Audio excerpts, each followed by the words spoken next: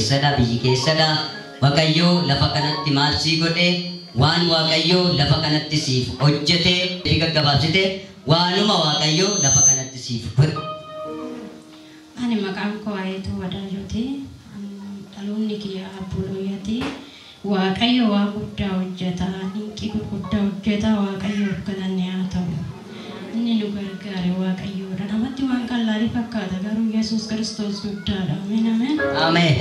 Ani yeroo Beerut keessan ture guyyaa tokko baay'ee na dhukkube baay'ee na dhukkube.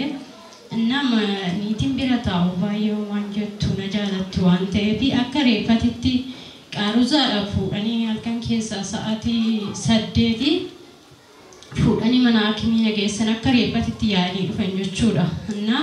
Qaaruzaadha yeroo na fuudhanii deeman bashitaa namtu hin jiru cinqatiidha jedhani. Isaan immoo niititiyya malee jarri kun beekaa sobdi. Beekaa kooti gaddeebisna sobdi naan jedhan. Niitiin kiyya maaliif sobdi jette halkan guutuu akkanumatti taa'aa bultee guyyaa akkanumatti bakka hojii ishii gattee mana taa'aa garuu gooftaa Yesuus ishii keessa nama naaf kaa'ee asitti immoo akkuman Beeruutii dhufee mana maatii kootti hin galle mana fira kootti galee yeroo mana fira kootti garuu biyyaalaan deemee birrii wannaan qabu 100 namaaf liqeesse. Yeroo 100 namaaf liqeesse nan deema jedhu birrii kan man deemu bichaan bifadhee nan deemee yeroo deemu hin deemne achumaan boolee keessa waa'ee birriitti foduun gungumanuu Beeruutii daakara Dubayitti dabartanaan jedhanii nan deema yeroo jedhu.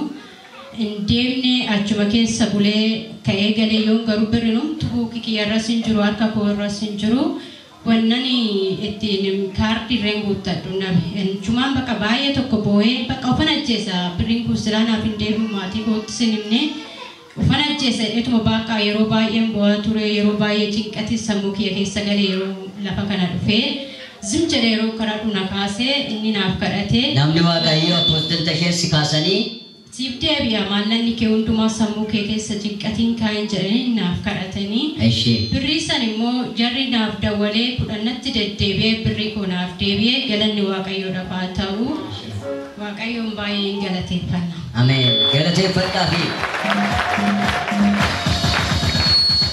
Erga namni Waaqayyo qarshiin sun sii deebi'a jedhanii si kaasanii raajii sitti dubbatanii qarshiin kee sun sii deebi'e. Deebi'eera na kadhatanii gizeme kanarratti bilbilanii naa deebi'e kadhannaan deebi'ee natti dubbate innis.